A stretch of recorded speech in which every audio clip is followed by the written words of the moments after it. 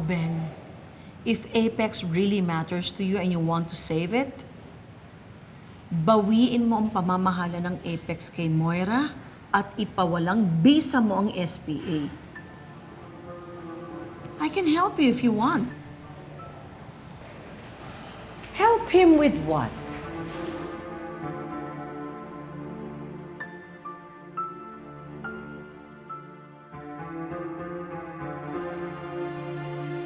Annalyn, sabi ko sa'yo dapat di na ako nagpunta dito. Zoe, pasensya na ha. Marami na kasing kasalanan na nagawa ng mami mo sa amin ni Annalyn eh. At hanggang nandiyan dyan si Moira, hindi kami matatahimik ng anak ko.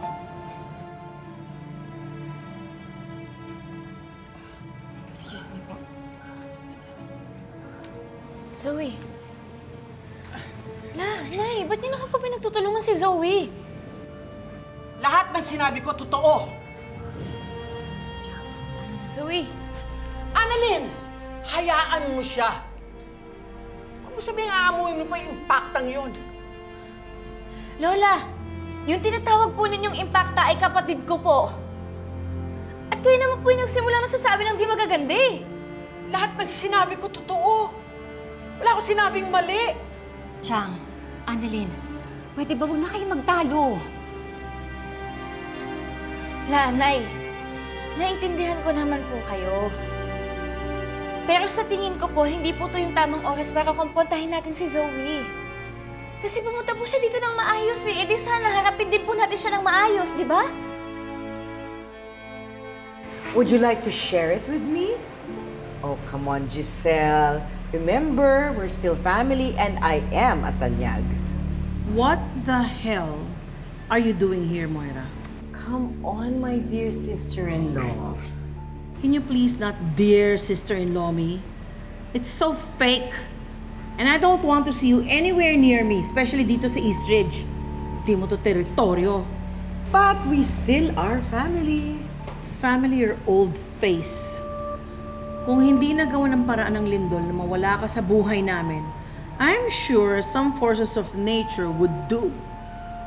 Pero kung talagang malakas ang kapit mo sa demonyo, then ako maghahanap ng paraan para mawala ka sa buhay naming magkapatid. Are you threatening to kill me?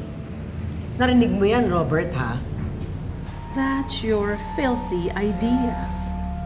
My way is to strip you of the Tanyag family name that you so much enjoyed and so much abused. I'm sorry, Robert. I don't think I can have dinner, Obeng. Just seeing this in front of me makes me lose my appetite. Pag-isipan mo mabuti yung mga sinabi ko sa'yo. Okay? I have to go.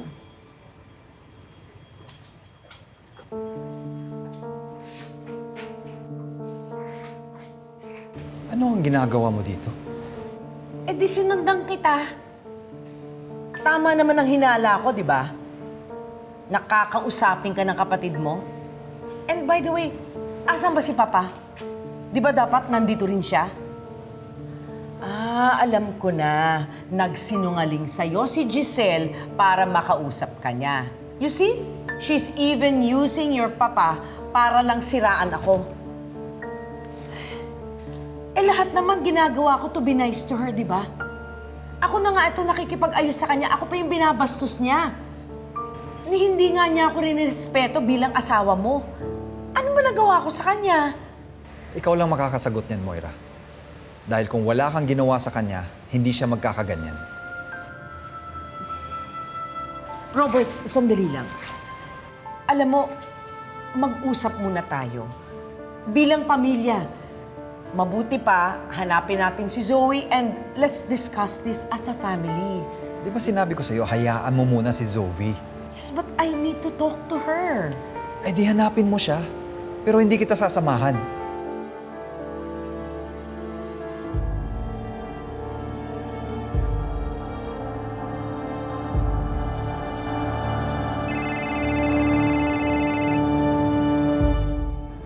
Hello, Ma'am Moira. Hello, Joy? Kasama mo ba si Zoe? Nasaan ka? Ako, she's not with me right now po. Nandun po sila kala Annalyn. Sa bahay nila. What? Kasama niya si Annalyn? Joy, huwag ka magsisinungaling sa akin. Alam ko yung sinabi mo, magkasama ngayon si Zoe at si Annalyn. Hindi ko hayaang mauto ng Annalyn niya ang anak ko. Hello, Ma'am Moira. Ma'am Moira!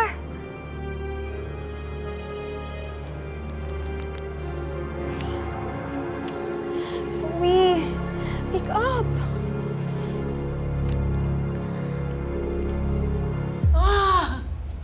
Ganon. So, ako pa ngayon ang may kasalanan. Pasensya na kayo, ha? Pinagtatanggol ko lang naman ang apo ko, eh.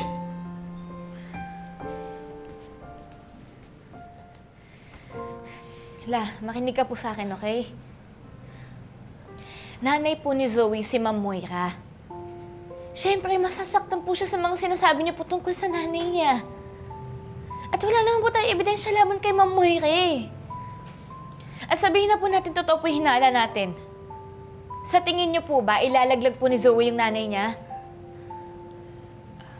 Anak, pagpasensyahan mo na si Chang Susan. Ikaw lang naman ang iniisip niya eh. Nay, naintindihan ko naman po yun. Teka la, wag naman po ganun kasi ngayon lang po ulit kami nagkakayos ng kapatid ko. Annalyn.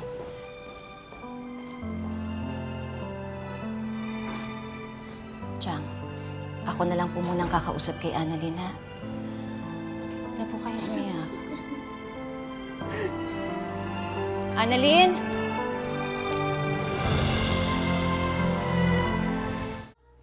Anak ko.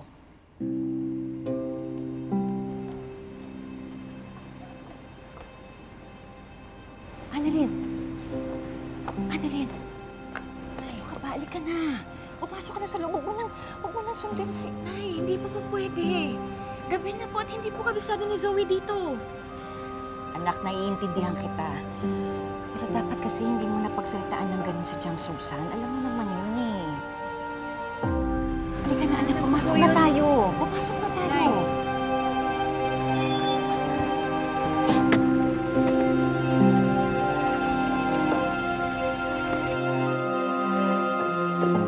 Lineth, Annalyn, asa na si Zoe? Bakit mo siya dinala dito sa bahay ng mga ahas? Answer me! Asa na si Zoe?